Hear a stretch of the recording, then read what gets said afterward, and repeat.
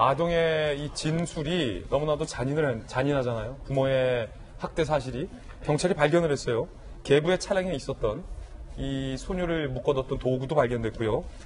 이 집에서는요, 소녀를 학대했던 각종 도구들, 그리고 소녀를 가뒀던 자물쇠 등 학대 도구 6점까지 경찰은 이미 다 증거물로 확보를 했다고 합니다. 네. 아이의 진술 그대로였던 거예요. 너무 끔찍해서 사실 있는 그대로의 얘기를 저희가 다 입으로 옮기기 어렵습니다. 하지만 이 아이가 얘기하고 있는 것처럼 2년 전부터 학대가 있었다고 하는데, 이 아동 전문기관이 끊임없이 상담을 통해서 나왔던 기록들을 보니까 이 아동학대에 대해서 명확하게 인지하거나 캐치하지 못했던 부분들이 저는 너무나 뼈가 아픕니다. 좀 전에 김수경 교수님께서 우리 지난 기간 동안 아이가 있었던 위탁가정 얘기를 했는데, 그 당시에도 결국은 이 친모가 아이를 위탁가정에 보내면서 했던 얘기 중에 하나도 아동학대에 관련된 얘기를 본인 스스로가 일부 인정한 측면들이 있습니다. 그럼 긴 기간 동안 이 아이가 얼마나 건강하게 잘 살 수 있는지를 사실 우리 사회가 더 잘 돌봤어야 되는데, 그러지 못한 측면들이 이 아이를 이렇게 끔찍한 고통에 내몬 것은 아닌가에 대한 걱정과 안타까움이 너무나 크고요. 우리가 이렇게 어느 날 갑자기 아동에 대한 학대가 이루어지는 것이 아니라 학대에 대한 전조라든지 많은 경미한 증상들이 나타날 수 있고, 이를 통해서 주변에서는 얼마든지 발견할 수 있는 징후들이 있습니다. 그런 부분들을 놓쳤던 측면들을 우리가 다시 바라봐야 되는데, 특히나 코로나19 때문에 아이가 학교를 가지 않으면서 집안에 이렇게 갇혀있게 되는 기간이 길었던 게 특히나 이번 사건에 너무나 안타까운 지점이라고 보거든요. 김 박사님 지금 아기 3명 아빠잖아요. 네. 저도 자주 만났잖아요. 조카들 2명의 예쁜 딸, 그다음에 막내 아들까지. 네. 아니, 아기 기르는 아빠잖아요. 우리 둘 다. 어떻게 부모가 이럴 수가 있어요. 그러니까 지금 이 내용을 보면 어떻게 고문을 해요, 아기를. 물로. 같이 있는 다른 동생 2명에 대해서는 전혀 학대 정황이 없었다는 것 아닙니까? 그래요? 오히려 그 두 아이들은 굉장히 쾌활하게 잘 지냈다는 거고, 이 의붓아버지가 밑에서 자란 A양에 대해서만 굉장히 모질도록 이렇게 심한 학대가 있었던 것 같은데, 저는 이 코로나19 때문에 지금 사실 바깥으로 외출이 잘 되지 않거나 이 비대면으로 상당 부분 사회와 격리되어 있는 가정들이 꽤 있을 거라고 보고, 혹시 지금 이 순간에도 아동학대로 고통받고 있는 아이들은 없는지에 대해서 정부 당국이 면밀히 들여다볼 필요가 있다고 봅니다. 우리가 돌직구쇼에서도 지난 기간 숱한 아동학대 문제가 나왔을 때 절대 이런 일이 없도록 정부 당국이 나서서 전수조사하는 그런 전례들도 있습니다. 학교 전체에 대해서, 특히 학교라든지 어린이집이나 병원이라든지 주변에서 조금만 신경 쓰면 이 우리 주변에 있는 아동학대에 대한 문제들을 충분히 발견할 수 있을 텐데, 지금은 이 코로나19의 건강 문제 때문에 비대면으로 많은 부분들이 사실 일상과 조금 거리가 먼 생활하다 보니까 이런 문제가 훨씬 더 심하게 도드라진 것은 아닌가 싶고, 정부 당국이 조금 더 면밀히 나서서 전국에 이런 또 다른 A양은 없는지를 확인해 봤으면 좋겠습니다. 이게 우리도 제가 아이를 낳아보기 전까지는 길에서 만난 아이들이 그냥 예쁘고 순진한 어린이로만 보였는데, 막상 부모가 돼보고 아빠가 돼보니까 길에 다니는 다른 집 아이들도 제 자식같이 엮여지더라고요. 아이가 울면 왜 배고파서 우나? 어디 아파서 우나? 엄마는 어디지? 이런 생각부터 들고, 아마 이 사건을 보고 너무나도 가슴 아파하시는 많은 국민들도 저와 같은 마음일 것 같습니다. 10살 소녀, 평소대로라면 그 5층 높이의 4층 지붕 무서워서 발 한 짝 떼지도 못합니다. 그런데 이 10살 소녀가 성큼성큼 그 지붕을 건너가서 옆집으로 탈출했다는 것은 내가 여기서 떨어져 죽는 한이 있더라도 이 집에서 이 학대로부터 벗어나야겠다라는 절박감이 이 아이에게 있었던 것은 아닌가라는 생각 때문에 너무나도 많은 국민들이 가슴 아파하고 계신 것 같습니다. 아동 전문보호기관에서는 뭐라고 얘기했을지 들어보시죠. 동생들하고 그게 뭐 같이 지내고 싶어 하는 게 있지 않다는 분리되어서 그거를 하려고.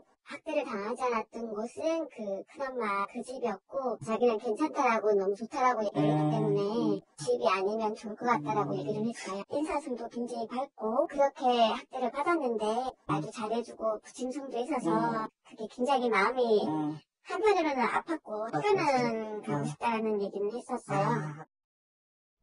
학대당한 이 소녀가 왜 2명의 학대당하지 않은 동생들과 같이 있기 싫다고 했을까요?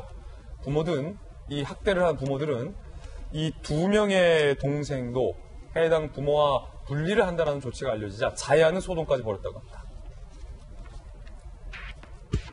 의붓동생 3명 임시 보호명령이 내려졌습니다.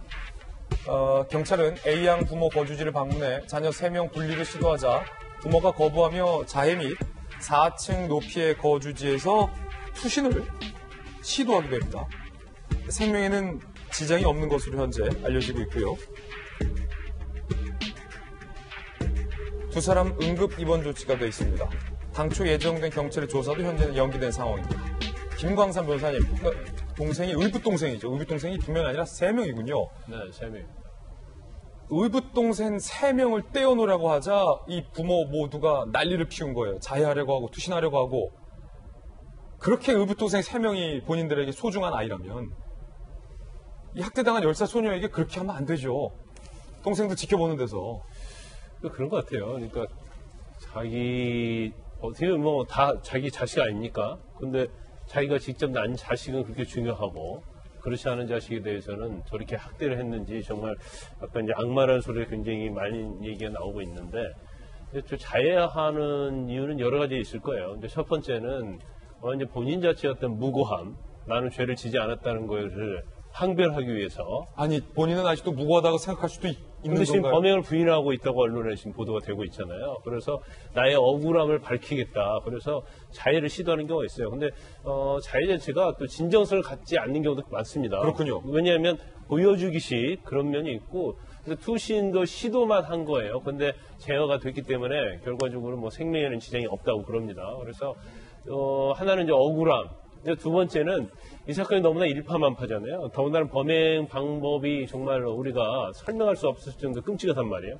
그럼 자기가 아동 학대인데 일반적인 아동 학대와는 차원이 달라요. 그러면 자기가 처벌받을 거에 대한 두려움 이런 것들이 있기 때문에 사실 뭐 정말 자해를 하고 투신을 시도할 수도 있다고 봅니다. 해당 의붓아버지가 경찰 조사에서 이렇게 주장하고 있잖아요. 내 딸같이 여기지 않았으면 내가 그랬겠냐. 내가 진짜 내 친자식까지 키워서 그런 거다. 훈육을 잘 하려고 했다는 거예요. 잘 되라고 한 거다. 예, 예. 그래서 지금 뭐 법 개정까지 문제가 굉장히 많이 되고 있는데 일반적으로 그 통계를 보면 말이죠. 그 아동 학대 한 80%가 부모에서 이루어진다고 그럽니다. 그 정도로 오히려 우리가 자기 자식이기 때문에 정말 잘 돌볼 것 같지만 그렇지 않다는 데 문제가 좀 있고요. 일단 이 사건도 사실은 미연에 방지할 수 있는 기회를 한번 놓쳤어요. 한 번이 아니라 여러 번이죠. 이미 3년 전 때도 3살 때도 이 아이가 3살 때 친어머니로부터 이미 학대를 받아가지고 그때 문제가 됐었거든요. 근데 그 이후에도 사실은 지자체 단체에서 한 5번이나 이 아이를 가정방문을 했어요. 근데 가정방문을 했는데 굉장히 뭐 쾌활하다. 가정방문을 하면 방문 보고서를 쓰게 돼 있거든요. 근데 굉장히 쾌활하다. 뭐 그런 식으로 적혀 있었다고 하고 또 하나를 또 보니까 동생을 잘 돌보지 않으면 아빠가 화낸다 이런 문구가 있어요. 그것은 이 아빠가 또 개부고 또 동생을 잘 돌보지 못했기 때문에 본인 또 화를 낸다는 것을 좀만 깊게 들어가면 굉장히 학대받는 정황을 알 수 있음에도 불구하고 이걸 전부 다 간과를 했다는 거죠. 결국 지난 29일에 이 아이가 탈출하지 않았으면 이 아이는 어떻게 보면 평생 동안 저렇게 어떤 지옥 같은 생활을 계속하고 제가 볼 때는 아마 저런 상태 계속됐으면 생명을 부지하기도 힘들었을 거예요. 그래서 아이의 의지에 의해서 이게 세상에 밝혀진 것이지 우리 어른과 제도에 의해서 이게 밝혀진 것이 아니다라는 걸 우리들은 정말 명심해야 된다고 봅니다.